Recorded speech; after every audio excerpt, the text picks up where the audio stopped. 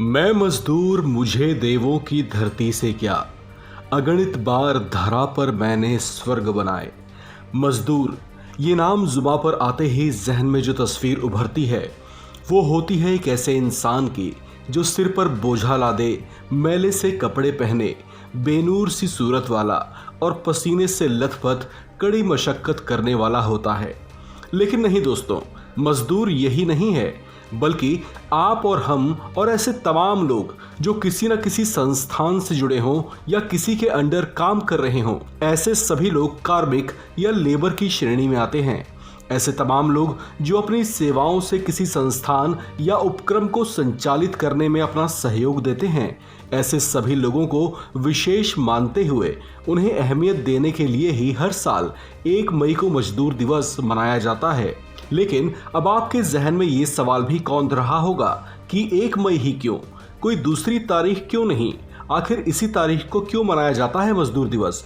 चलिए आपके सारे सवालों को दूर किए देते हैं। दरअसल 1 मई को ही मजदूर दिवस मनाए जाने की परंपरा की शुरुआत हुई थी यूनाइटेड स्टेट्स ऑफ अमेरिका से। 1 मई 1986 को अमेरिका में लेबर्स का एक बहुत बड़ा आंदोलन हुआ था। ये आंदोलन उद्यमों की उस मनमानी के खिलाफ था जिसमें उनसे 12 से 15 घंटे तक काम लिया जाता था, और वो भी अपनी शर्तों पर। वो आंदोलन ऐसा था जिसमें लोगों का गुस्सा फट पड़ा और देखते ही देखते उग्र हो गया। इसे नियंत्रित करने के लिए पुलिस को आंदोलन कर रहे मजदूरों पर गोली चलानी पड़ गई, जिसमें कुछ मौतें भी हुईं, जबकि सैकड़ों लोग जख्मी हो गए।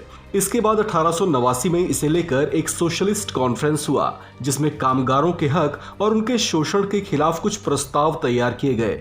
इसमें कामगारों से दिन में 8 घंटे काम, सप्ताह में कम से कम 1 दिन की छुट्टी और इसके साथ साथ कुछ और तरह की सहूलियतें भी शामिल थीं।